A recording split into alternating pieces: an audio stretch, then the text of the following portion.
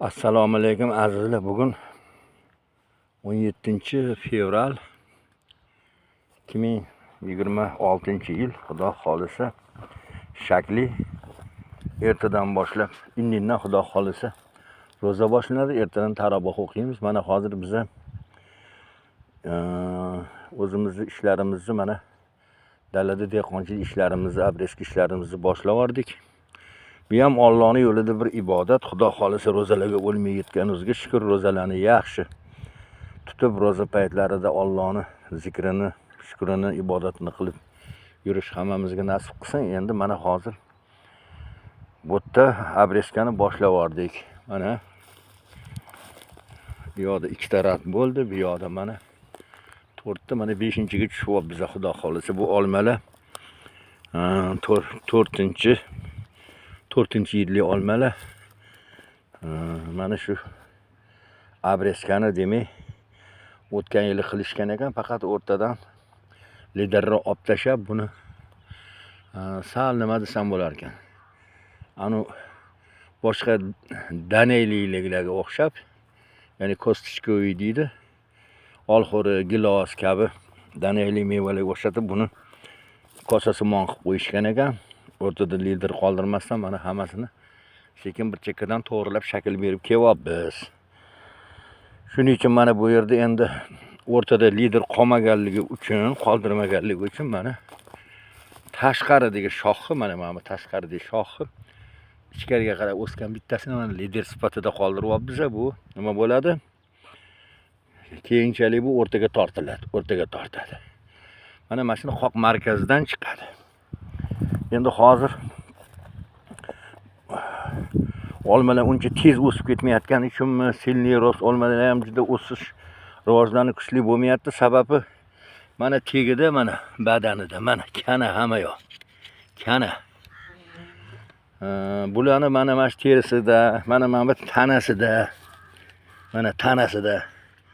Mana bu po'slog'ini terisi deymiz. Mana shuni tegida kanalar, mana o'simlik kanalari, zamburug'lar, turli plesnitsa deydi, hali mog'or zamburug'lari, o'rgimchak kanali hammasi to'lib mashina tagida to'p qo'yib, palay yozib, tuxum qilib, bola ochib, buni yeb, po'slog'ini shimib, xuddi hali insonlarni bit bosgandek yoki hayvonlarni kana bosgandek bu jonivor nima qilib yotibdi? Og'rib yotibdi. Ko'pchilik shunga ahamiyat bermayapti. Bismillahirrohmanirrohim. Ko'pchilik ahamiyat bermayapti-da.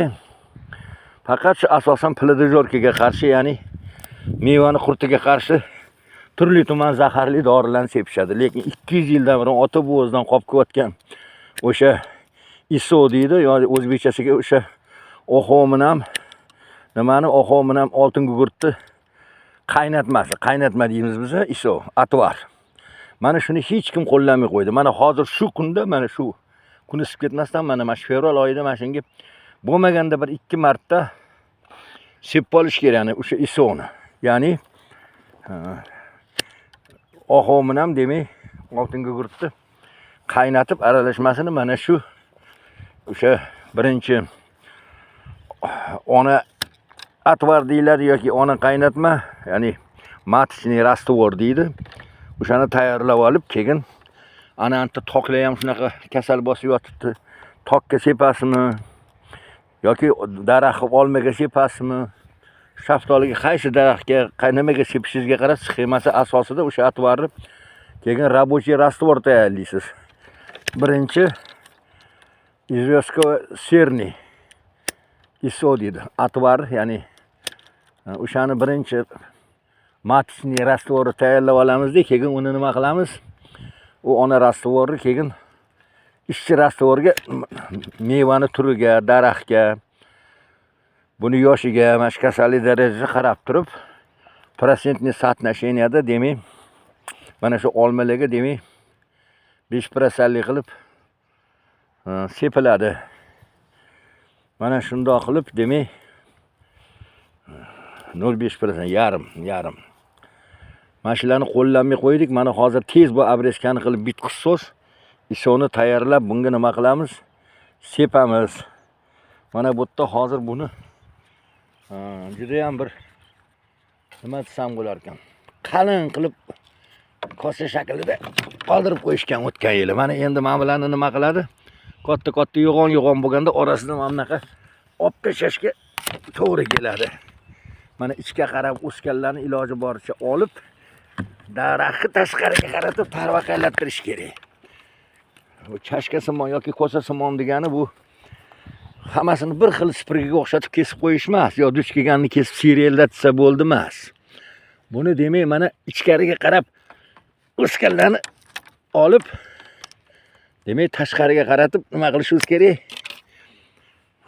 Tashqariga o'sgan shoxlarga o'sishga erk berishimiz kerak, izn berishimiz kerak.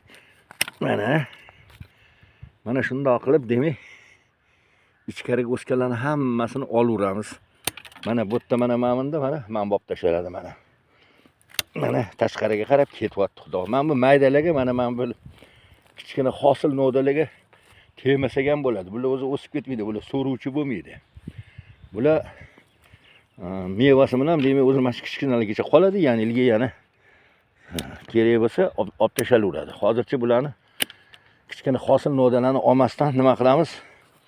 Qoldiramiz. Ortiqcha juda ham shoxi qalin qoldirish shart emas bu yerda. Mana shu yoshida giraylana bir 6 ta, 8 ta baqboti qolsa bo'ldi. Lekin o'rtadan albatta lider qoldirish kerak edi.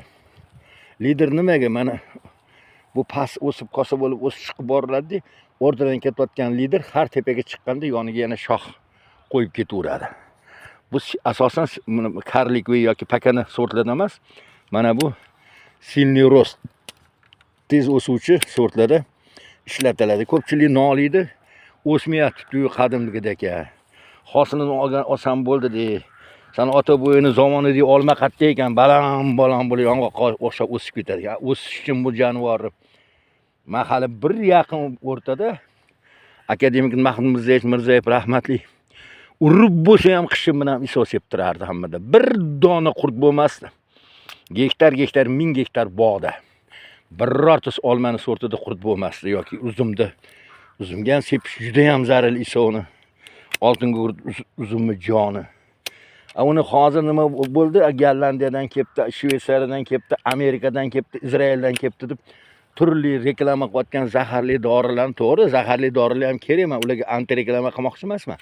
Lekin bundan 200 yilga yaqin 170 yil oldin o'sha insonlar, dehqonlar, bog'bonlar tomonidan mana shu o'ylab topilgan, ixtiro etilgan, ota bobosidan qolgan, ota bobolar qo'llagan isoni ham arzon, ham isoni vojib o'rnini mana bu tanadagi kasalliklar, tanadagi parazitlarni yo'q qilishda isoni o'rnini hech narsa ola olmaydi. Mayli o'rtoqlar, men endi Abreskamga tushaman. E'tiborlaringiz uchun rahmat. Foydali bir sizlarga shu maslahatlardan bir ozgina naf tegsa juda ham mamnun bo'laman.